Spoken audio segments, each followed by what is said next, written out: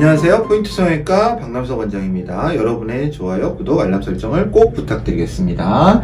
오늘 보실 전후 사진은요, 어린 여성의 쌍꺼풀 수술입니다. 우리 보통 비절개, 전에도 설명드렸지만 이건 매몰과 같죠? 보통은 이런 식으로 눈꺼풀이 있으면 속눈썹이 있고요.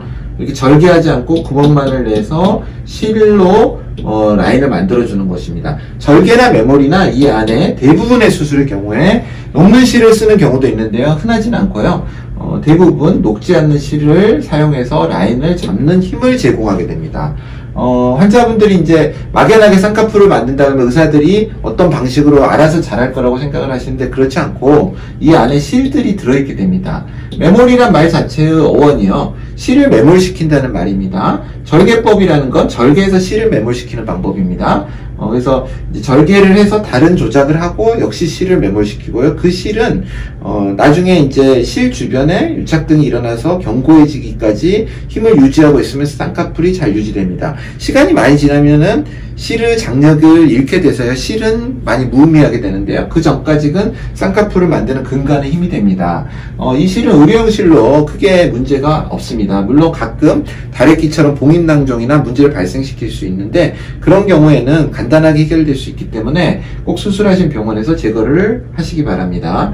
또 비절개나 매몰 이런 말들이 상품화된 명으로 자연유착이라고도 합니다. 많은 선생님들이 자연유착이란 말로 많이 쓰는 것 같습니다.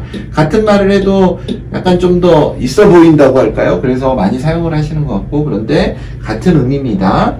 물론 이제 자연유착법이 선생님에 따라서 약간 부분절개를 자연유착으로 설명을 하시는 분도 있는데요. 대다수는 매몰법을 자연유착으로 생각을 하고 있는 것 같습니다. 이 환자분의 경우에는 매몰법, 흔히 말하는 자연유착으로 수술을 하였습니다. 수술을 일주일째 모습이고 약간 부기염멍이 있는데요. 수술 전에 약간 무심한 눈, 째진 눈, 우리나라에서 많죠. 그러니까 두툼하면서 늘어지고 약간은 무심한 눈, 그러니까 좀 날카롭다고 표현을 해야 되나요? 또 그것도 하나의 매력입니다. 반드시 쌍꺼풀 수술을 할 이유는 없고요. 본인의 얼굴 전체를 비교했을 때 이러한 째진 눈이 매력이 되는 경우도 있고 또 마이너스 요인일 수도 있습니다. 또 화장에도 좀 불편할 수도 있고요. 마이너스 요인이거나 또 여성스러운 모습으로 좀 더 하고 싶다 그러면 그때 쌍꺼풀을 하는 것입니다. 쌍꺼풀을 가끔 환자분들이 오셔서 전 쌍꺼풀을 해야 되는 눈인가요? 그렇게 물어보시는 경우가 많습니다. 그런데 그런 눈은 없습니다. 환자분의 인상이라든지 그런 모든 걸 종합해서 환자분께서 필요하신 경우에 쌍꺼풀 수술을 하는 것입니다.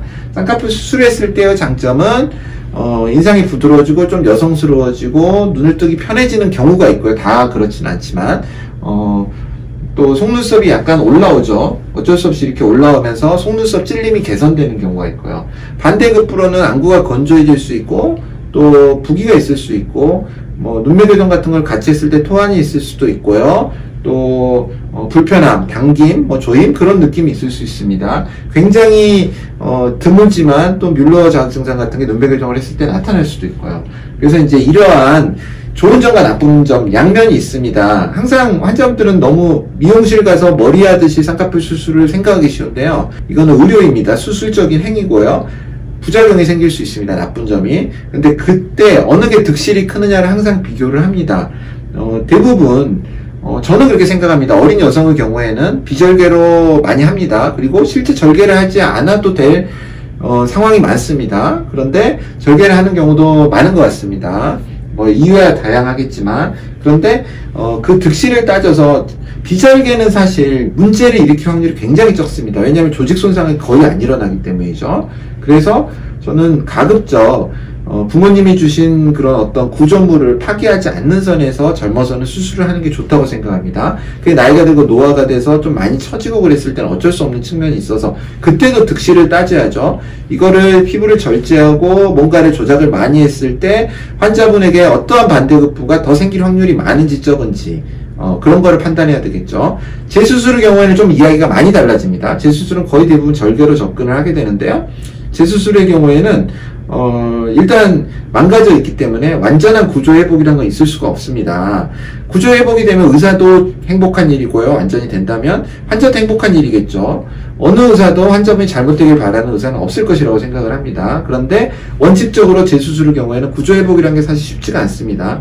또 재수술을 하는 이유는 구조가 망가졌기 때문이겠죠. 물론 미용적으로 좀 짝짝이라든지 그런 건 좀 다른 의미가 있을 수 있겠지만 구조가 망가졌는데 재수술을 해서 어느 정도 복원을 했을 때 그러한 부작용은 문제들이 좋아지는 경우가 대부분일 것입니다. 하지만 안 좋아지는 경우도 있을 수 있습니다. 이런 부분에 대해서 의사도 100% 장담을 할 수가 없고 확률적인 접근을 할 수밖에 없습니다. 환자분들은 의사가 모든 걸 해결해 줄 거라고 생각을 하실 수 있지만 그렇지 않고 한계가 있는 상황에도 분명히 있습니다. 그래서 재수술을 할 때는 굉장히 신중하게 선택을 해야 되고요. 사실 환자분이 선택하기가 어렵죠. 네, 재수술 자체를 할지 말지를 신중하게 선택을 하라는 의미입니다. 그리고 재수술을 했을 때 생길 수 있는 반대급부에 대해서 의사에게도 많이 물어보시고요. 사실 상담을 할 때 보면 환자분이 오셔서 긴장한 나머지 말을 잃어버리는 경우가 있습니다. 그래서 물어봐야 될 거를 다 못 물어보시는 경우도 있는데요. 하나하나 좀 적어 오셔서 물어보는 것도 좋은 방법일 수 있고요. 또 환자분께서 뭘 물어볼지 좀 고민을 하고 오시는 것도 좋습니다. 모든 면이 좋은 면만 있는 게 아니라 밝은 면이 있으면 어두운 면도 있는 것처럼 재수술의 경우에는 상당히 어두운 면이 생길 수 있기 때문에 잘 선택을 수술에 대해서 굉장히 심사숙고하시는 게 좋을 것 같습니다. 성형수술 자체가 우리에게 필요한 수술은 아닙니다. 그래서 수술 자체를 신중하게 선택하시고 득실을 따지는 게 항상 중요한 부분인 것 같습니다. 포인트 성형외과 박남석 원장이었습니다. 감사합니다. 여러분의 좋아요와 구독이 저에게 큰 힘이 됩니다. 좋아요를 꾹 눌러주세요. 감사합니다.